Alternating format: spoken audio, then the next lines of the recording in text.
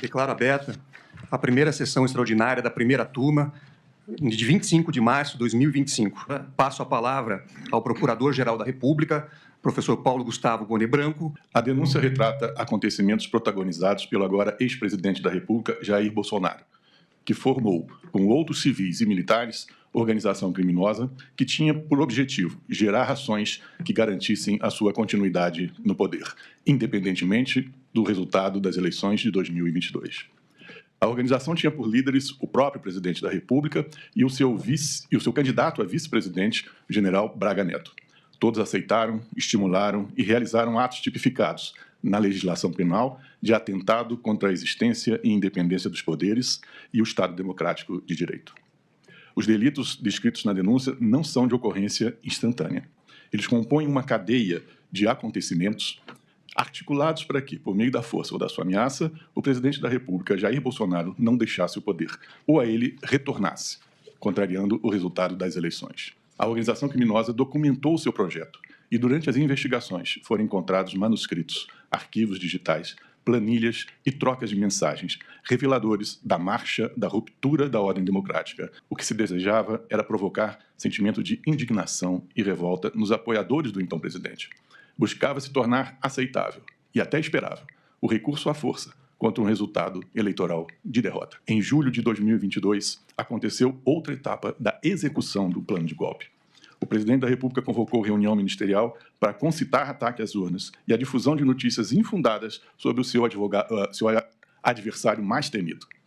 Na reunião, falou-se inequivocamente em uso da força como método a ser implementado. Também no mesmo mês, o presidente da República convocou embaixadores e representantes diplomáticos para verbalizar acusações sobre fraude no sistema da votação, todas elas já, desde logo, mostradas erradas e maliciosas. No âmbito do Ministério da Justiça, foram mobilizados órgãos de segurança para mapear lugares em que o candidato da oposição obtivera a votação mais expressiva no primeiro turno. A Polícia Rodoviária Federal foi levada a realizar, operações visando a dificultar o acesso tempestivo dos eleitores cadastrados a essas zonas eleitorais. A organização criminosa preparou material sabidamente inverídico sobre as urnas eletrônicas para divulgação em live realizada em 4 de novembro de 2022. Postergou a divulgação do relatório de fiscalização das Forças Armadas, que atestava a rigidez do processo eleitoral. E quando o relatório foi finalmente dado ao conhecimento geral, providenciou que o Ministério da Defesa lançasse, imediatamente, nota oficial, buscando minimizar as conclusões do documento. Ordenou a emissão de nota oficial a favor da liberdade de expressão em 11 de novembro de 2022, visando a dar aos apoiadores do golpe a aparência de que as Forças Armadas acolhiam e incentivavam os acampamentos espalhados pelo país. Nesses acampamentos, pedia-se insistentemente uma intervenção militar ou intervenção federal, eufemismos para a ruptura pela força do regime constitucional. Vale dizer, golpe. O grupo contava com influenciadores digitais, atacando em ambientes virtuais de impacto nos meios castrenses os oficiais generais que se opunham à quebra da legalidade. Está denunciado um general de excepcional prestígio na arma, que comandava batalhão de quites pretos e que aceitou executar ato formal de rebeldia contra a ordem constitucional que o presidente assinasse.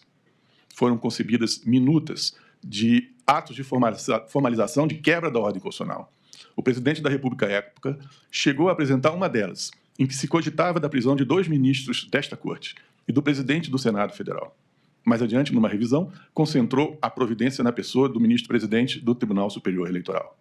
O ministro da Defesa também reuniu os comandantes militares para lhes propor ato consumativo de golpe, obtendo a adesão do comandante da Marinha e a recusa dos comandantes das outras 2 armas. Descobriu-se a esse propósito, em gabinete privado do ex-presidente, minuta de discurso em que ele anunciava as medidas excepcionais e depunha o governo legitimamente eleito, sob o argumento de que, aspas, a legalidade nem sempre é suficiente. As investigações revelaram aterradora operação de execução do golpe, em que se admitia até mesmo a morte do presidente da República e do vice-presidente da República eleitos, bem como de ministro do Supremo Tribunal.